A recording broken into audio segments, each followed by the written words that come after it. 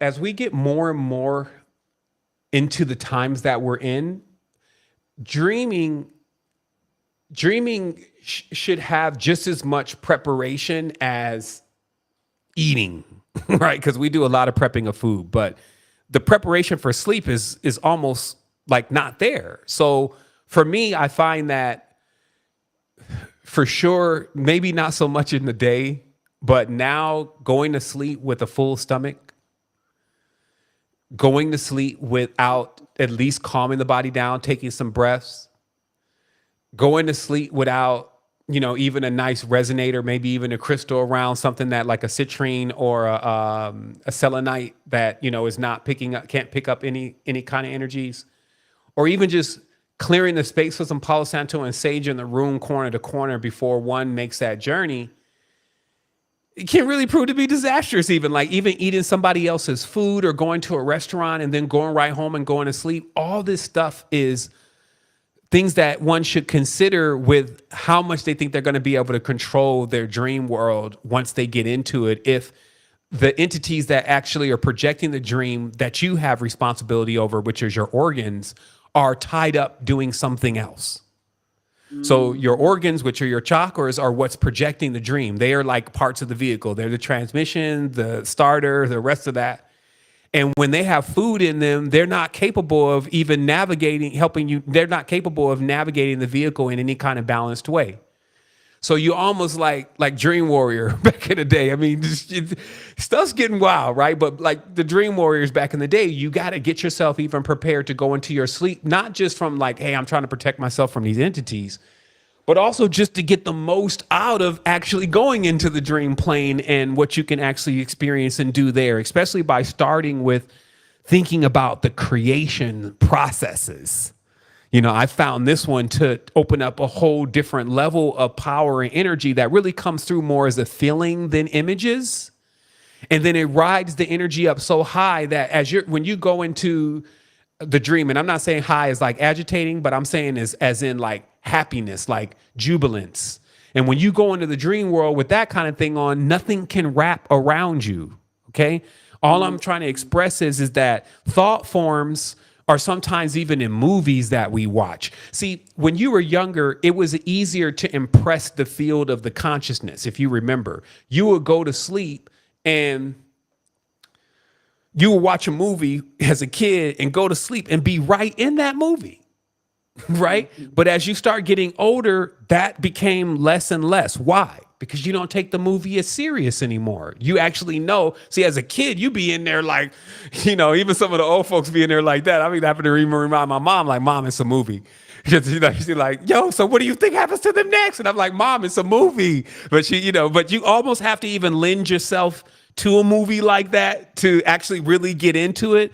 And of course, some of the most impacting movies that we've had in our lives that made us cry and everything was generally like when we were younger. But then when you get older, it's like, I don't believe in Santa Claus anymore. So I know they're in a studio and I know they're doing this. So it doesn't have as much impact. But imagine still what you're doing.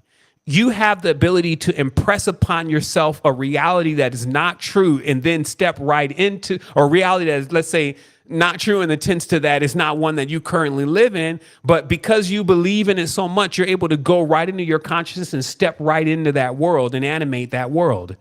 That's what I'm saying is also the kind of realities that we live in when we're going into the dream spaces. And also if we're phase locking with and in this way, we're talking about the distorted frequencies, but again, this map does still hold true. As it states, you are here. You can see where we're at on the visible spectrum, unless we're using third eye, using other vehicles, Taurus, etc., to get into the other spaces, using our other bodies. We have a body in each of these worlds, as I've already mentioned. But if you start slipping into the IR, you're already headed into the netherworld.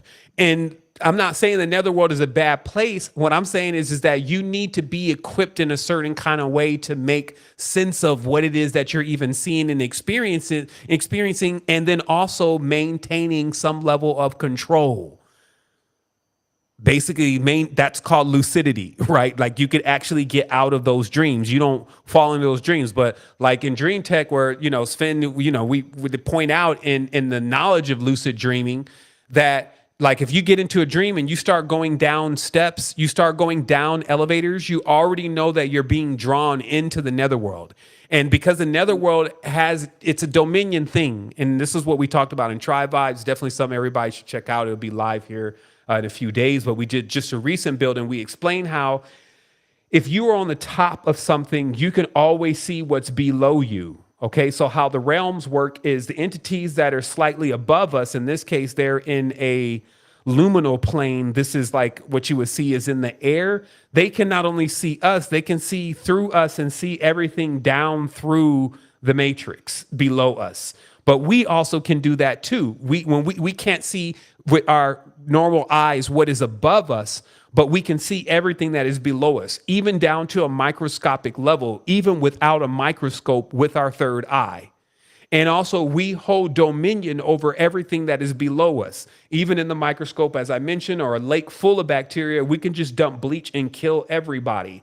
Or we also have the realm right below us, which consists of the animal spirits. And when they're in physicality inside of thought, we master over them. We even eat them. So you need to understand that there's these principalities that are in the dominion, and we have a role also in that principality, meaning we're one level in that.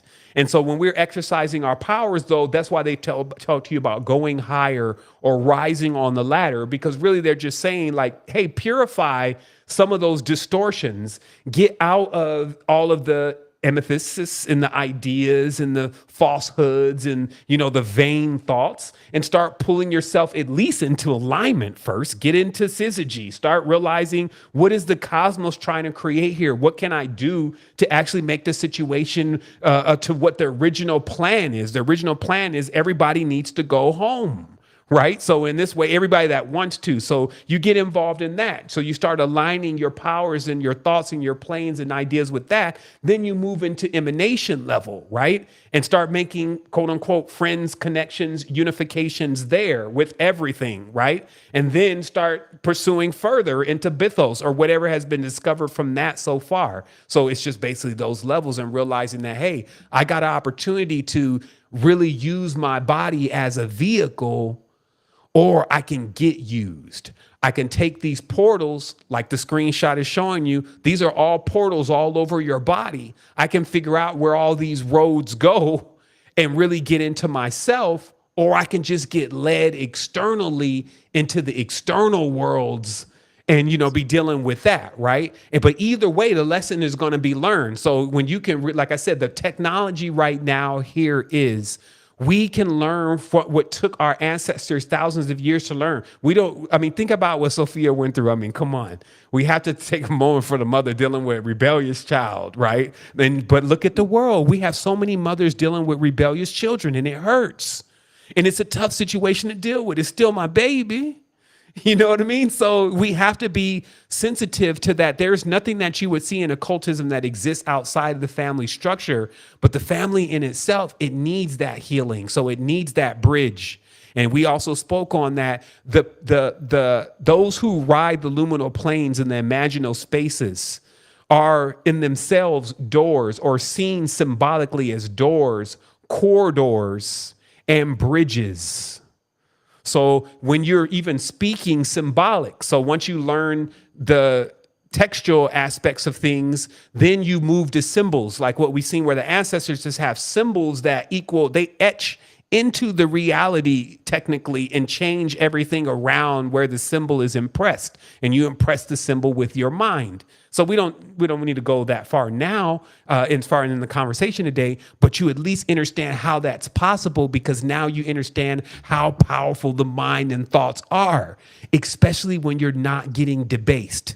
This is what I'm trying to put everybody onto right now, is that when you get depressed and debased and devalued and under dominion, then you feel like you don't have any power, and something wants you to be there because it wants to feel that power and control over you. It was the whole reason that it's this very fiber of existence, right? Just like when you be moving through the matrix, your boss, everybody be wanting to control you. So this is not something that we're not seeing and we can't recognize. It's just also a lot of this stuff went on 10 with the explanation and who was involved and the creatures and what they look like. And everybody lost that. All is still self. Like the math shows, which is exact. All this still leads back to what we are. So if we don't figure it out, then we stay like people who don't understand their traumas and don't grow from their traumas. So yeah, I trust that makes sense.